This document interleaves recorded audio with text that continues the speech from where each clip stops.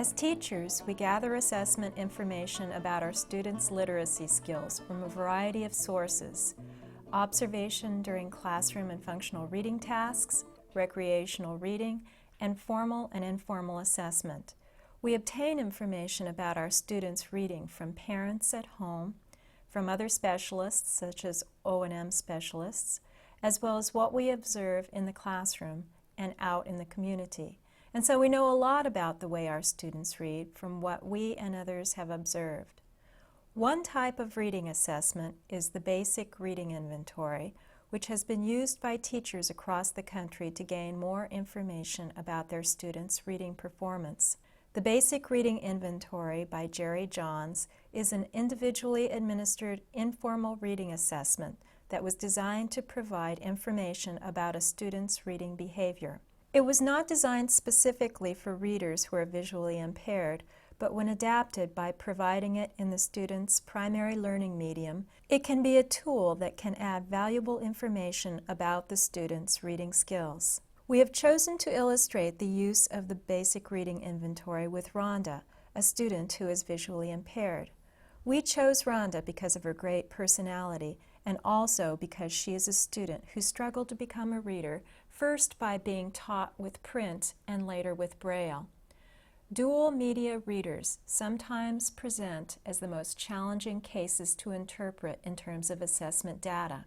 Not only must we observe and interpret the students' literacy skills in terms of reading fluency and comprehension, but we must also observe the students' behavior with regard to their approach to Braille and large print. Let's first take a look at some of the reading-specific information that can be obtained from the Basic Reading Inventory.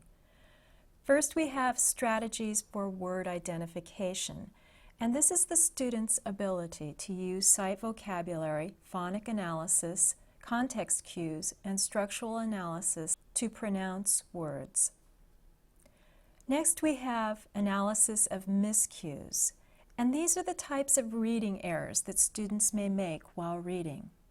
After that is fluency, which is measured by the student's rate of reading or words per minute.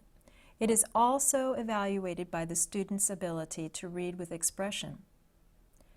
Strengths and weaknesses in comprehension. After the student has read, they will have the chance to answer various types of comprehension questions. Once the Basic Reading Inventory has been administered and scored, the student's current reading ability at the grade levels at which they are tested is determined to be within one of three levels. The first one is the independent reading level, and that is the level at which the student reads fluently with excellent comprehension. The next one is the instructional reading level, and that is the level at which the student can make maximum progress in reading with teacher guidance. The next is the frustration level, the level at which the student is unable to pronounce many of the words and/or is unable to comprehend the material satisfactorily. If the student is a Braille reader, the Basic Reading Inventory can be used together with a Braille miscue analysis, such as the one found in Instructional Strategies for Braille Literacy, to help interpret any Braille reading miscues or errors. The Basic Reading Inventory can also be used for the ongoing process of determining a student's primary learning medium. For instance, if the student is a large print user who has been learning to use Braille, this assessment will provide documentation that will help determine what is the student's most efficient medium for reading, and therefore now the primary learning medium. At the time that Rhonda was administered the Basic Reading Inventory, everyone knew that her primary reading medium was Braille. However, it is helpful to continue to measure her progress in reading Braille as compared to her performance while reading print. The Basic Reading Inventory can also be used to gain information about a student's listening comprehension skills in relationship to their reading comprehension when alternate passages of the Basic Reading Inventory are read to the student. The listening level is the highest level of material that the student can comprehend when it is read to him or her. Now let's get to know a little bit more about Rhonda. When I first met Rhonda, she was a funny little 10-year-old. She was very energetic, and she had come to the assessment program because she was having difficulty learning to read and write both print and Braille. We chose Rhonda for this video because she has a great personality. She's now 19 years old. She's a student in the transition program here at California School for the Blind. Rhonda was born very prematurely, weighing just 1 pound and 4 ounces. Rhonda suffered lung and heart anomalies often associated with prematurity, and she was in the neonatal intensive care unit of the hospital for over 6 months and remained in the hospital for 2 more months before coming home to live with her parents. Rhonda was diagnosed with retinopathy of prematurity with glaucoma, and as an infant and toddler, Rhonda had significantly delayed neuromotor and perceptual motor development. For example, she walked at about 2.5 years of age. When I met Rhonda at the age of 10, she was a non-reader who had a tremendous interest in books. She loved stories, and during her breaks from assessment, she asked me to read to her. This love of literature was nurtured by her parents, and although she was struggling to learn to read, they never gave up the hope that she would someday be a reader. When Rhonda was 12 years of age, she enrolled in the California School for the Blind, where she received much more intensive instruction in Braille reading than what she was getting in her local public school. While reading has always been a challenge for her, she has learned how to read, and it plays a very important part in her life. She's just such an easygoing, delightful student to have. She has a great sense of humor. She's always making me laugh, and is such a hard worker and has come so far in her time here at CSB that it's just a pleasure to work with. Rhonda uses her reading in a lot of different ways. She is a real lover of reading. She has a Braille note that she uses regularly, downloads all sorts of materials on it, fiction, nonfiction. She has magazines that she enjoys downloading, 17, which would be typical for a young woman her age. She's a big fan of dogs, guide dogs in particular, so she has a Dog Fancy magazine that she downloads and reads on her Braille note, as well as fiction, all sorts of fiction, mystery, and all sorts of romance, things like that. When she's reading Braille without, on a Braille note without the speech output, I would put it at around 2nd or 3rd grade level. She does need some help with the vocabulary at that level. I think when she's reading with the output, the speech output from the Braille note, when she's reading a 17 magazine, for instance, depending on the article in it, it's at a much higher level, and I think her comprehension and her retention is quite a bit improved when she has both the Braille display to read as well as the output to listen to. Rhonda continues to have challenges reading without the auditory when she's using her Braille note, and I think her decoding skills are improving, but she still has some difficulty with that. What I've noticed about her is that as she reads more and reads a wider variety of things, and I think that her vocabulary is improving and she understands more of what she's reading.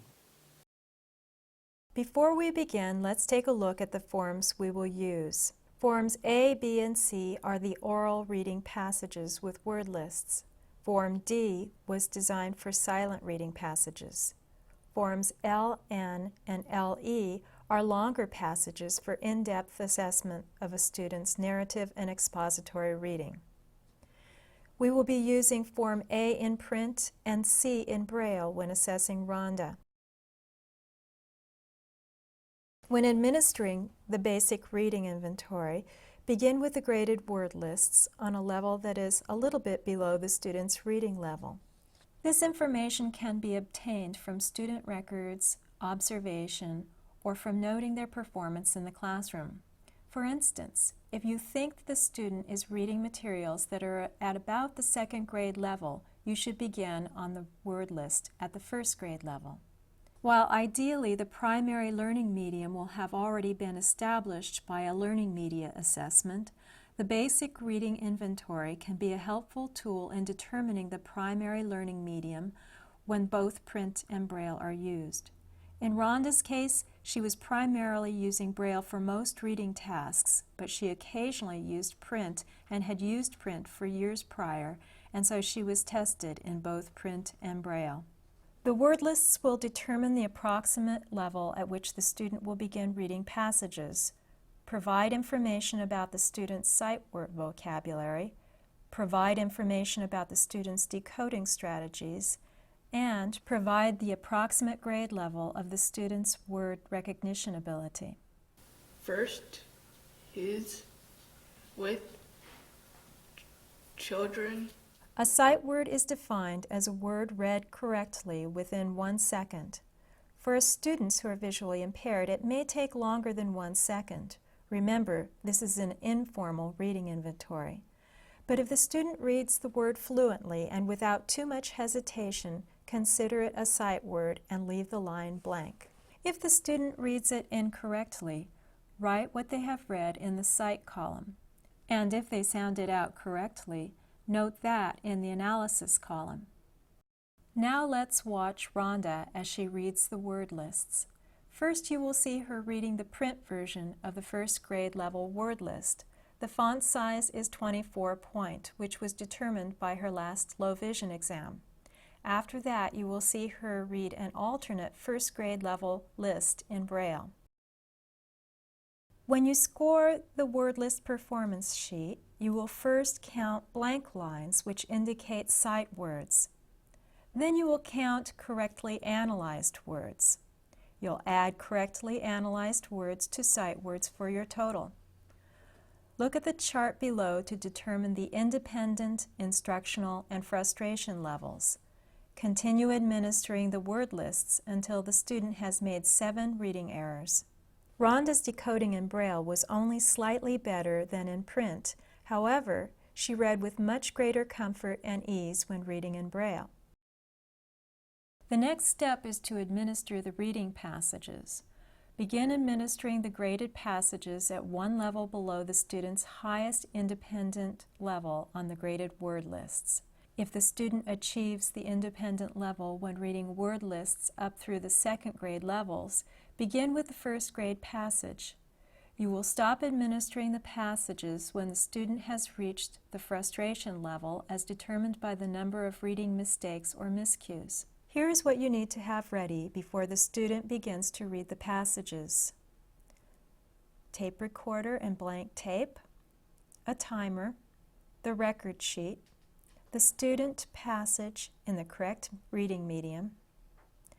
And for students who read print, be sure that the proper lighting is provided for students who have low vision, and be sure that the student has any low vision aid that she normally uses when reading.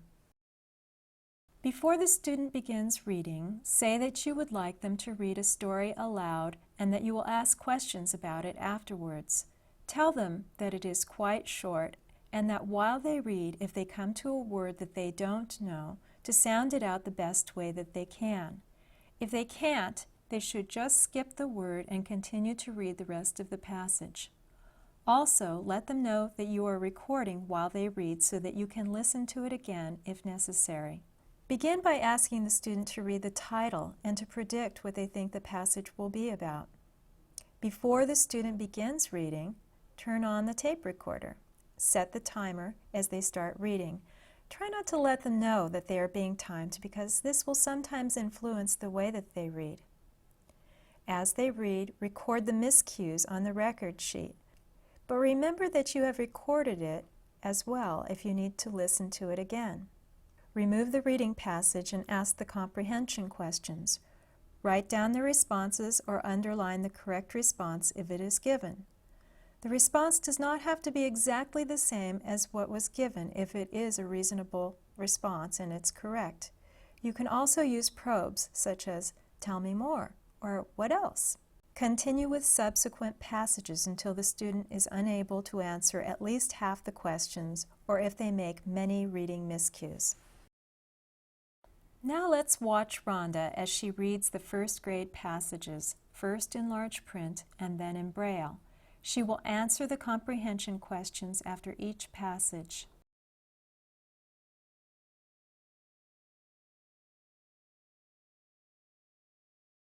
Now we'll take a look at Rhonda's reading performance. To look for many kids or learn or of leaves. First, we must interpret the types of reading errors that are made. A miscue is defined as an oral reading response that differs from the expected response to the written text. Here are the types of miscues. First, we have substitutions, and this is when a different word is substituted for what has been written. The next is omissions, and that is when a word has been skipped. Insertions. This is when a word has been added that is not in the text. And after that, reversals, when the word order has been reversed. Repetition is when the student repeats words, sentences, or parts of a sentence. This counts as significant when they occur frequently. And last, we have self-corrections, and they also count as significant when they occur frequently. There are examples of how to mark these in the Basic Reading Inventory Manual, and also guidelines to determine if the miscues are significant, or they change the meaning of what has been read, or if they are non-significant. If the student is a Braille reader, Braille reading errors can be analyzed by using a Braille miscue analysis, such as the one found in Instructional Strategies in Braille Literacy. The errors of single words can be analyzed with regard to their graphic tactile similarity, and any pattern of Braille reading errors can be discerned. Okay, now I'll ask some questions about the story Bill at Camp. So what is the story about, Rhonda? Bill at Camp, Comprehension is the goal of reading. The student's responses to the questions asked after they have read will provide information about what they have retained and understood. The 10 questions that are asked require a student to recall detail, understand grade-level vocabulary, state the main idea of the passage, and make inference about what has been read. As you can see, there is so much information that can be obtained from an informal reading inventory, such as the Basic Reading Inventory, that helps us understand and diagnostically teach our students with visual impairments. In addition to the student's reading level in terms of fluency and comprehension, there is a lot of other information that can be observed from the student's performance while reading the passages. Here are some of the questions that can be answered. With regard to miscue analysis, the types of reading errors that the student makes, is there a pattern of errors? If the student is a Braille reader, which miscues are Braille errors? With regard to comprehension, does the student read with expression? Can the student use context to figure out unknown words? And can the student answer comprehension questions even when making many errors? With regard to fluency, what is the student's rate of reading, or the words per minute? Reading rate is very important in determining if a student reads efficiently for their intended purpose. A formula is given for determining the words per minute at the bottom of each reading passage score sheet. More information about calculating reading speed can be found in the Basic Reading Inventory Manual. And very importantly, if the student is reading print, is she showing signs of fatigue and eye strain? If the student is reading Braille, is she scrubbing, frequently rereading words or lines, or is she losing her place in the text? This DVD was made to provide an overview of using the Basic Reading Inventory with students who are visually impaired. It will hopefully give the viewer an idea of how to use the tool and some of the information that can be obtained by using it. It will be necessary to read the Basic Reading Inventory Manual thoroughly while administering it. In addition, if it is used with a student who is a Braille reader, it should be used together with a Braille miscue analysis. The Basic Reading Inventory should be seen as only part of the ongoing assessment process that is necessary to ensure that the student's reading requirements are being met. When evaluated along with an abundance of observational information, it can be a powerful tool to help inform our teaching.